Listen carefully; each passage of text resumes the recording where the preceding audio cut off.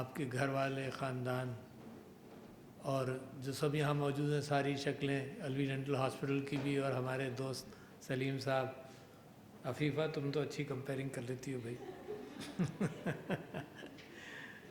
آپ کو سب کو السلام علیکم. میں سمجھتا ہوں کہ یہ ایک بڑا اچھا قدم اٹھایا ہے، اور جس کے اندر اصل گول جو ہے وہ یہ ہے کہ ایک افورڈیبل ڈینٹسٹری اور کوالٹی ڈینٹسٹری آپ سب تک پہنچائیں گے. اور میں اس میں سمجھتا ہوں کہ سب سے بنیادی چیز ایک تو یہ ہے کہ جب بھی یہ پارٹنرشپس ڈیولپ ہوں تو ایک دیانتداری کے ساتھ، ایک دوسرے کے ساتھ بھی دیانتداری اور اپنے کلائنٹس کے ساتھ بھی دیانتداری، یہ بنیاد بنے. اور باقی چیزیں تو دنیا میں آتی جاتی رہتی ہیں، پیسہ آئے گا جائے گا، مگر یہ اقدار اگر آپ لوگ اپنے ذہن نشین کر لیں تو یہ سب سے اہم قدر ہے زندگی کے لیے. صرف یہی نہیں کہ اس پریکٹس کے اندر اور اس پروجیکٹ کے اندر، بلکہ زندگی کے اندر. اس کے اندر ایک اور چیز بھی ذہن میں رکھیں کہ آپ نے سروس دینی ہے، صرف وہی نہیں جہاں پر آپ کا مریض آپ کے پاس آیا. کیونکہ ہماری زندگی اور ہماری زندگی اس میں گزر گئی ہے کہ مریض سے کہیں زیادہ اس کا خاندان، خاندان سے کہیں زیادہ اس کی برادری، پوری قوم، پوری عوام تک آپ نے اچھا میسج پہنچانا ہے کہ مریض بنے ہی نہیں. مثال کے طور پر ڈینٹسٹری کا بہت بڑا حصہ جو ہے وہ پریونشن سے متعلق ہے. اور آپ سب لوگ جو ڈینٹسٹری میں پرانے ہیں، آپ جانتے ہوں گے کہ میں نے بڑی کوشش کی، یہاں تک کہ پارٹنرشپس کی آرگنائزیشنز کے ساتھ، اور سارے اسکولوں کے اندر برشنگ کرنا سکھانے کی کوشش کی، اور بہت بڑا کام اس طرف لے گئے.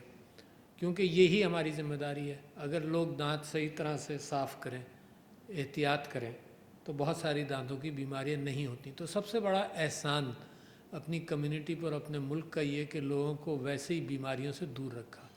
جیسے کووڈ میں سب کو آپ نے ہدایت دی کہ ہاتھ دھو، ماسک پہنو، فاصلے رکھو، لوگوں نے عمل کیا اس کے اوپر. تو یہ جب میں پروجیکٹ لے کر چل رہا تھا تو مجھے یاد ہے کہ میں نے حضور اکرم صلی اللہ علیہ وسلم کی 22 احادیث کے پوسٹر بھی بنوائے کہ مسواک کرو، اور اس کے اندر وہی پیشن تھا کہ مسواک کرو گے تو منہ میں سے بدبو نہیں آئے گی. یہ حضور کی حدیث ہے. کہیں کسی سے ملنے جاؤ تو مسواک کر لو، رات کو اٹھتے تھے تہجد پڑھنے تو مسواک کرتے تھے، وضو کرتے تھے تو مسواک کرتے تھے.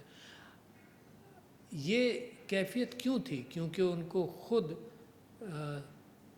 بدبو سے بھی نفرت تھی، خوشبو لگاتے تھے. اور یہ جو جسمانی کیفیت ہے یہ اندر سے بھی انسپائر کرتی ہے کہ اسپریچولی بھی آدمی صاف ستھرا رہے. تو جب میں پریسیڈنسی میں گیا تو پہلا ورلڈ اورل ہیلتھ ڈے میں نے وہ 1 منٹ کی ویڈیو بنا لی، مسواک بنا. تو کسی نے یہ کہا کہ دیکھو صدر بن گیا اور ابھی ڈینٹسٹری اور ٹوتھ برشنگ کی نصیحت کرتا ہے. تو میں نے لوگوں سے یہ کہا کہ جب میرے نبی صلی اللہ علیہ وسلم کان میں مسواک رکھ سکتے تھے، کان پر، اور لوگوں کو ہدایت دے سکتے تھے، تو میں ان کی خاک پاکی برابر بھی نہیں ہوں. تو مجھے تو وہی زیب دیتا ہے جو میرے نبی کرتے تھے. تو لہٰذا یہ جو اسپرٹ ہے میں آپ کو انکریج کرنا چاہتا ہوں، اور آپ نے اپنا بھی لی ہے. اب اس کے اندر دوسرا سٹیج یہ ہے کہ پھر مریض کے ساتھ دیانتداری رکھیں. دیانتداری 2 چیزوں کی ہوتی ہے. ایک ہوتی ہے کہ آپ نے جو کام جس کا وعدہ کیا تھا وہ آپ نے ڈیلیور کیا، اور دوسرے یہ کہ اس سے جو وعدہ کیا تھا اس حوالے سے وہ پورا کیا. دنیا مغرب نے اس چیز میں بڑی اہمیت اختیار کی اور یہ سکلز اپنا لی کہ the customer is always right.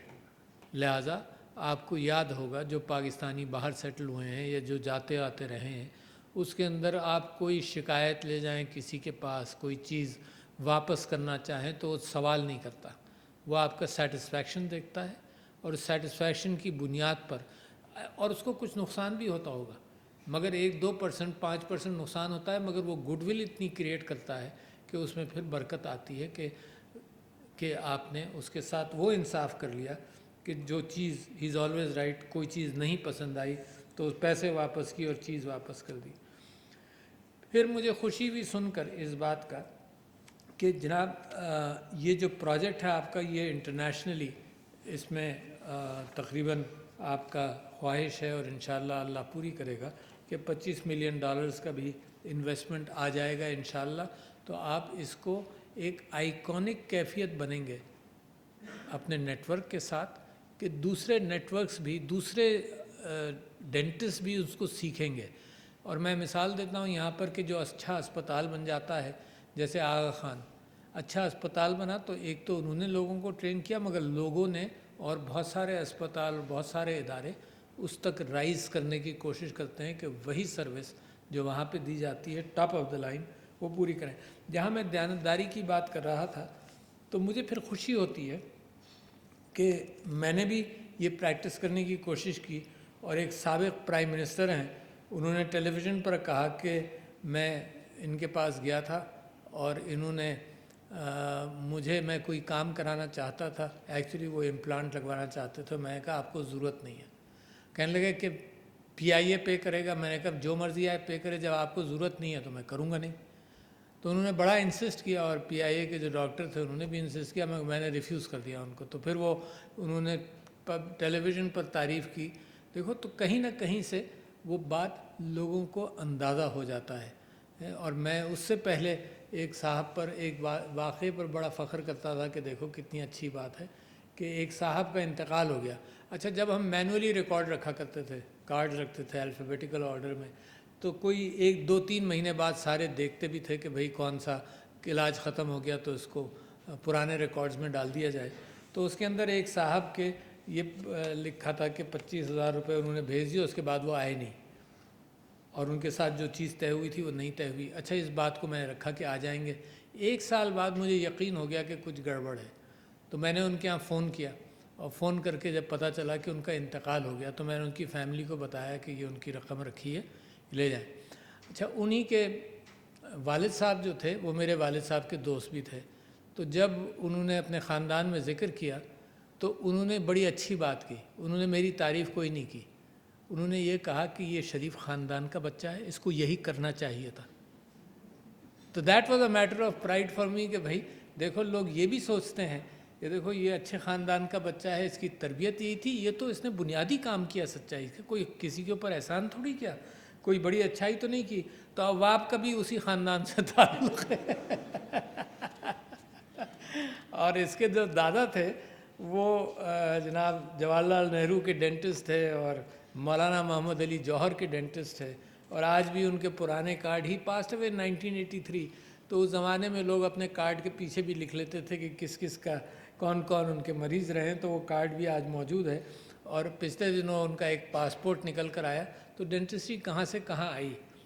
تو انہوں نے 1934 میں ان کا برٹش انڈین پاسپورٹ نکلا. پچھلے دنوں میں نے دیکھا, میری بہن کے پاس ہے, کہ انہوں نے ہی وینٹ ٹو ٹوکیو.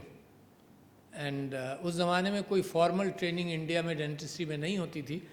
تو وہ گئے ٹوکیو ڈینٹل کالج اور کیوٹو گئے اور وہاں پر ڈینٹسٹری انہوں نے بھی سیکھی.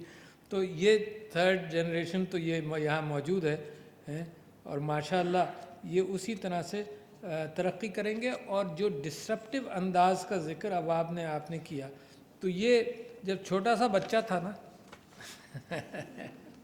تو ہم 82 میں I joined university of Pacific. تو میں نے کمپیوٹر خریدا 82 میں ایپل IIe اور اس کے اندر فلاپی ڈسک لگتی تھیں. اور یہ بیچارہ جب سے لگا رہتا تھا کہ اس زمانے میں یہ ہوتا تھا کہ جی آپ کچھ لکھ رہے ہیں اور وہ تار کھنچ گیا اور آف ہو گیا کمپیوٹر تو سارا ضائع بھی ہو گیا. تو یہ his liking for IT is as old as that. یہ کہیں کمپیوٹر میں ہی نہ لگ جائے. تو یہ جو ڈسرپشن والا ماحول ہے, تو انہوں نے پھر پچھلے دنوں کوئی 10-15 سال ہوئے ہمیں پیپر لیس بھی کیا. پھر ہم نے کچھ دنوں 1-2 سال اپنے ریٹن ریکارڈز لے کر چلے گئے کہیں کوئی گڑبڑ نہ ہو جائے, ہو نہ جائے. تو he has a lot of contribution and his passion today and his profession has linked together. تو میں آپ دونوں کو مبارکباد بھی دینا چاہتا ہوں. Very good step forward.